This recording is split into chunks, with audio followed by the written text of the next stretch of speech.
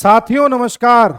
साथियों, बांग्लादेश में जो हो रहा है वो किसी से छुपा नहीं है। कल हमने एक वीडियो बना करके बताया था कि किस तरह से एक बड़े देश की साजिश चल रही है कि बांग्लादेश का एक हिस्सा, म्यांमार का एक हिस्सा और भारत का मणिपुर मिला करके एक नया देश बनाया जाए जिसका नाम जालिंगम होगा। लेकिन एक और चीजें पैरेलल चल रही हैं जिसको देख करके आपको भी हैरानी होगी। बांग्लादेश में जो कल आर्मी कू हुआ है, वहां पर जो विद्रोही हैं, जो उपद्रव मचा रहे थे, उन लोगों ने जिस तरह की हरकतें करी हैं उसका खंडन करने के बजाय हमारे ही देश में कुछ लोग ऐसे हैं, कुछ जयचंद ऐसे हैं जो उस बात का समर्थन कर रहे हैं। जी, कल जो बांग्लादेश में हुआ, शेख हसीना को बाहर कर दिया गया। शेख हसीना लंबे समय से वहां पर प्राइम मिनिस्टर बनी हुई थी, लगभग 17 साल से, और वहां पर रह करके उन्होंने लंबे समय से जितने भी इस्लामिक रेडिकल्स थे उन सबका सप्रेशन किया, उनको दबाया, क्योंकि वहां पर कई ऐसे लोग थे जो इस प्रकार की आइडियोलॉजी रखते थे जो बांग्लादेश में रेडिकल इस्लाम को लाना चाहती थी, ठीक उसी प्रकार से जैसे कि पाकिस्तान में है तथा अन्य किसी रेडिकल देश में है।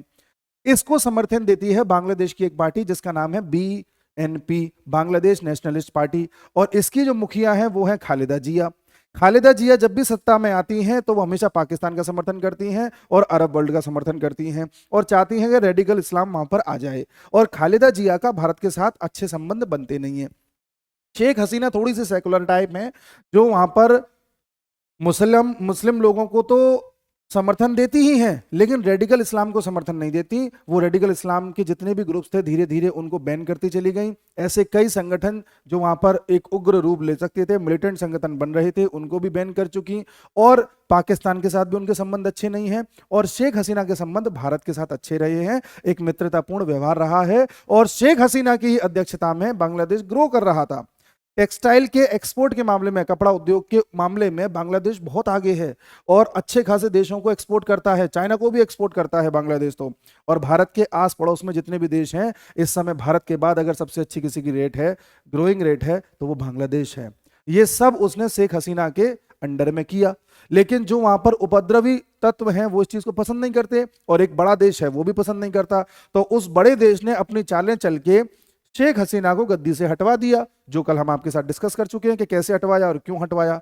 लेकिन हम बात यह कर रहे हैं कि उसके हटने के बाद जो हमारे देश के गद्दार हैं वो किस तरह से प्रतिक्रिया दे रहे हैं, आप ये देखिए। अब एक ऐसी नेता जो हमारे देश की दोस्त है, अच्छे संबंध बनाए हुए हैं बांग्लादेश के भारत के साथ, भारत और बांग्लादेश का ठीक ठाक चल रहा है, ठीक है, जो डिफरेंसेस है वो अपनी जगह है, लेकिन पाकिस्तान जैसा बुरा हाल नहीं है। उस नेता को यहां के लोग डिक्टेटर बता रहे हैं। एक्चुअल में ये जो डिक्टेटर वाला मामला है ये एक डीप स्टेट द्वारा कॉइन किया गया वर्ड है। पहले भारत में चुनाव चल रहे थे तो भारत के प्रधानमंत्री को डिक्टेटर बताने की कोशिश की गई कि मोदी एक डिक्टेटर है, ये सत्ता में आ गया तो गड़बड़ हो जाएगी, संविधान बदल देंगे, डेमोक्रेसी खत्म हो जाएगी।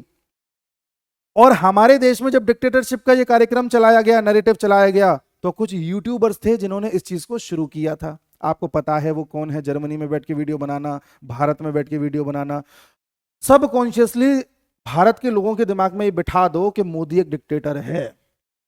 आप जान के हैरान होंगे ये सेम चीज बांग्लादेश में भी की जा रही थी जब से बांग्लादेश ने उस बड़े देश की बुराई करी है या उसको खुलेआम चुनौती देने की कोशिश करी है, यूएसए।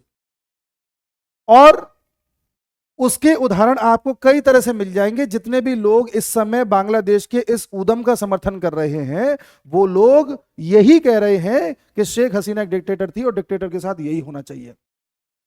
भारत में रह रहे लोग, ये आदमी देख रहे हैं आप, इसको तो आप जानते ही होंगे, ये आदमी बहुत बड़ा अपने आप को पत्रकार बताता है। इसका आप वीडियो देख लीजिए कल वाला, इसके ट्वीट्स देख लीजिए, पता है ये क्या कह रहा है।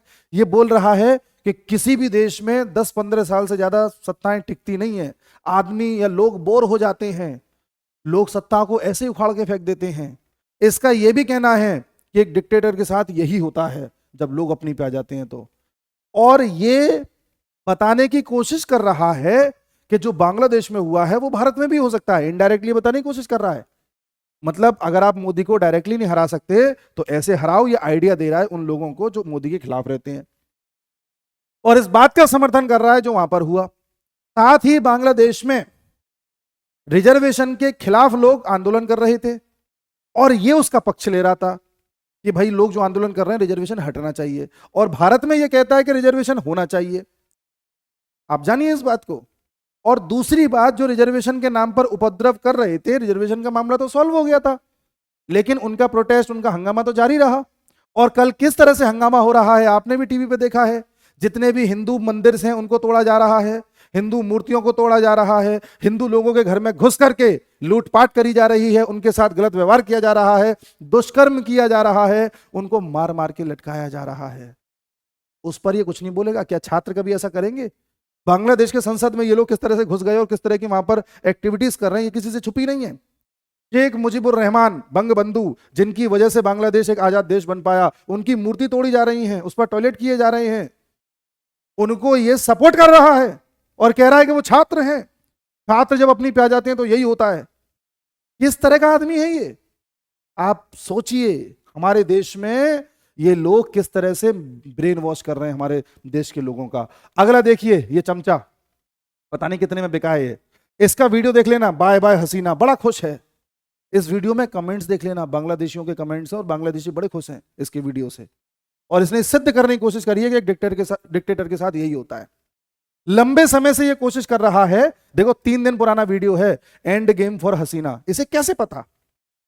उसके अलावा भी अगर आप देखेंगे तो पुराने इसके वीडियोस आपको मिल जाएंगे। देखो, डिक्टेटर वर्सेस स्टूडेंट्स, ये 2 हफ्ते पुराना वीडियो है, 2 हफ्ते पुराना। 23 जुलाई को ये लड़का बोलता है कि ये डिक्टेटर है।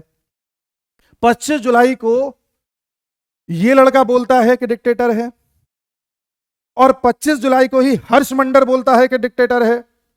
और उसके कुछ दिनों बाद क्या हो जाता है आपके और हमारे सामने है। भाई, इनको जो भारत में रहकर भारत के मुद्दों पे वीडियो बनाते हैं, इनको क्या पड़ रही है कि बांग्लादेश पर इन्हें स्पेसिफिक वीडियो बनाने हैं? किसी और देश के बारे में तो कभी नहीं बनाए इन्होंने।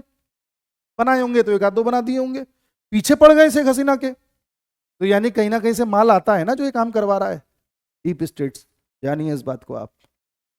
इस तरह से पूरी प्लानिंग के साथ माहौल बना के, डिक्टेटर का बिल्ला चिपका के, तब वहां से आउट करवाया हसीना को।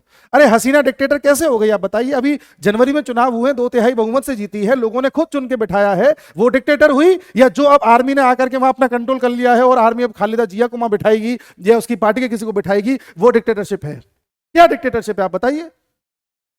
खालिदा जिया जेल में थी, उसे रिहा कर दिया गया है, अब जो बैठेगा वो डिक्टेटरशिप है जी।